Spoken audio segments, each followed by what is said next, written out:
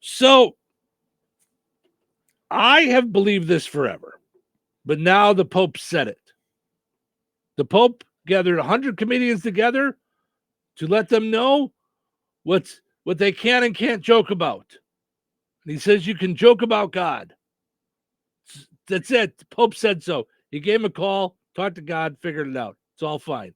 Mm-hmm. This is very important to our show. Okay?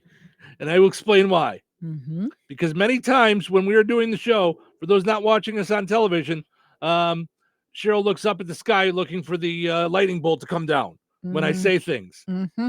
Like when I would say things like, it's okay to joke about God. No. Right now, she's getting, she's got the I hives. am getting a little fidgety.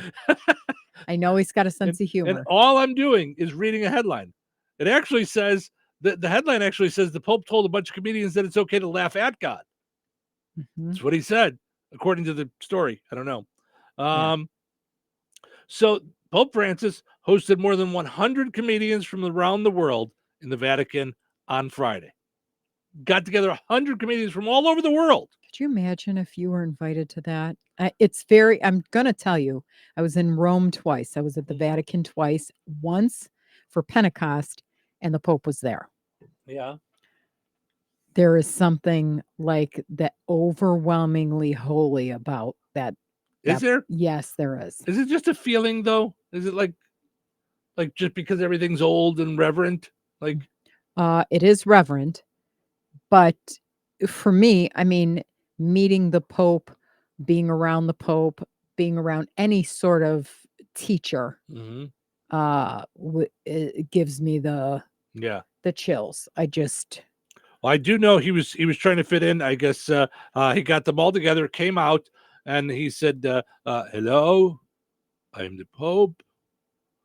I also can make the laughs. Watch this, Jimmy Fallon. Come here, pull my finger." That was. Oh my gosh. Even the Pope thinks farts are funny. No, that's how he started the whole day. Started the whole thing. All right. So from the U.S., here's the comedians that were invited: Jimmy Fallon, Stephen Colbert, Whoopi Goldberg, Chris Rock, Julia Louis-Dreyfus, Conan O'Brien, Jim Gaffigan, and Tig Notaro. Wow. He told them that mocking the Supreme Being is not a sin. Oh my gosh, really? If you do it right. Okay. No, what's doing it right?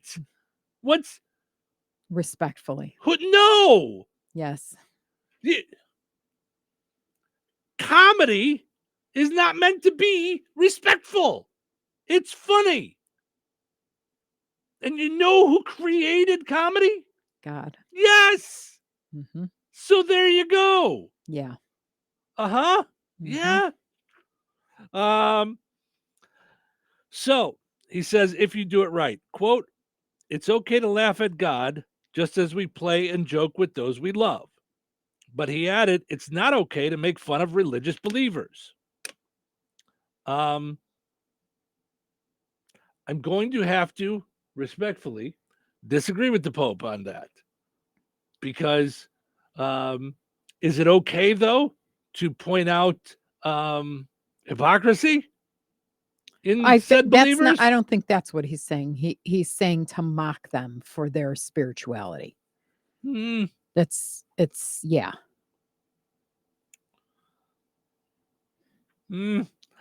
He also told them, quote, remember this, when you manage to bring intelligent smiles to the lips of even a single spectator, you also make God smile. Yes. So that said, if I make one person laugh, then I'm okay. Then I did it right. Yeah. Mm-hmm. Yeah.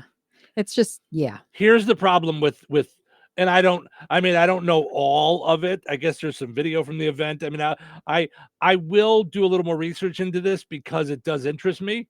Mm-hmm. At the same time, I think it's a weird slippery slope that if we let it's anyone in power decide what's funny, what's okay to joke about. Right. I mean, God's fairly clear about that, about he will not be mocked. But But that that okay, said, so a funny joke is a funny joke. So it's just, I think it's all in the what you're trying to.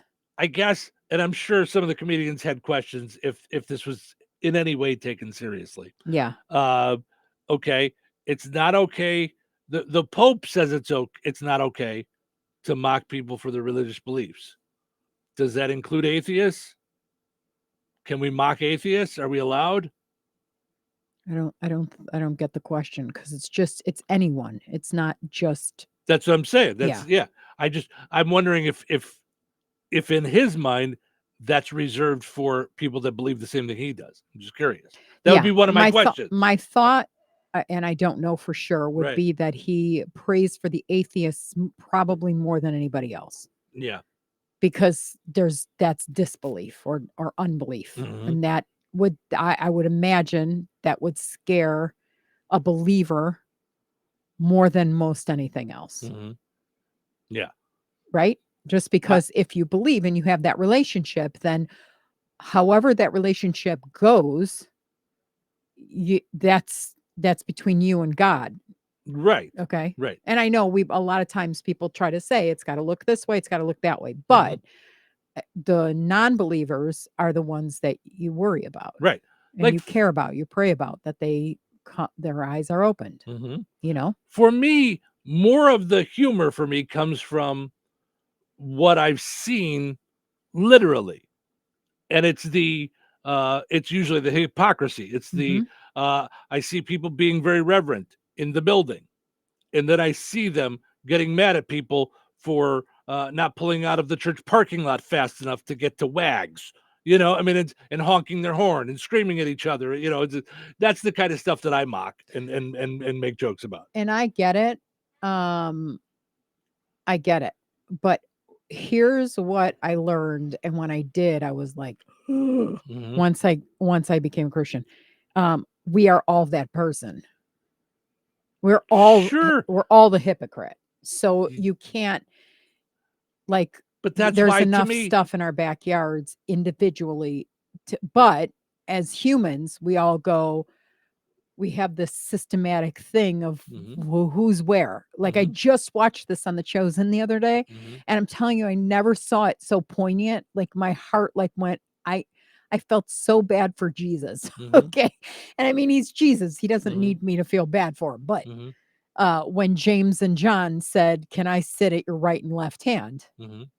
He just smacked, it was like he smacked his head and went, "Seriously? Right. That's what you got out of all this? Like, that you're so worried about who's going to sit, and they were all about, like, ask and it should be given to you. Like, they really thought they were, like, following the thing. And he literally said to them, "You know what? You guys go.